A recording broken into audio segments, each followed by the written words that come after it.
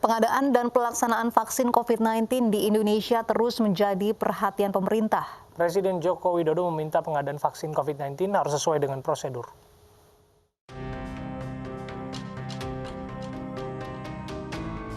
Vaksin COVID-19 saat ini masih dalam proses pengujian tahap 3.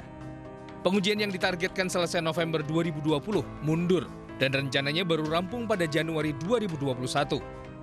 Jika uji klinis vaksin COVID-19 tahap 3 selesai, maka vaksin COVID-19 dapat diproduksi besar-besaran dan didistribusikan kepada masyarakat yang membutuhkan.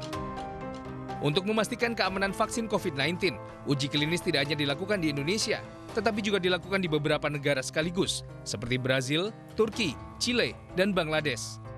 Hingga saat ini tidak ada laporan negatif terkait uji klinis vaksin COVID-19 tahap 3. Punya Sinovac, tapi yang bukan di buatan Bio Farma. Jadi tetap buatan Sinovac yang dari Cina, yang udah diuji klinis ngambil data dari Brasil, ya dari Turki, dari Uni Emirat Arab. Boleh-boleh aja. Karena syarat vaksin itu digunakan kalau udah uji klinis fase 3. Meski vaksin COVID-19 saat ini terus dinantikan, Presiden Joko Widodo menyatakan pengadaan serta distribusi vaksin COVID-19 harus dilakukan sesuai dengan prosedur agar vaksin aman dan efektif saat digunakan.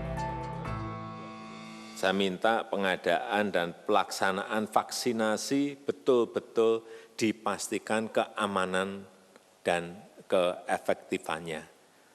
Keamanan itu artinya kalau disuntik itu betul-betul memang sudah melalui sebuah tahapan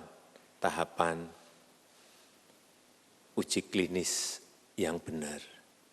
Karena kalau tidak, ada satu saja yang bermasalah nanti bisa akan menjadikan ketidakpercayaan masyarakat terhadap upaya vaksinasi ini. Pemerintah juga memastikan 30 juta dosis vaksin COVID-19 akan diterima Indonesia pada kuartal 4 tahun ini. Jumlah ini terus bertambah di tahun 2021.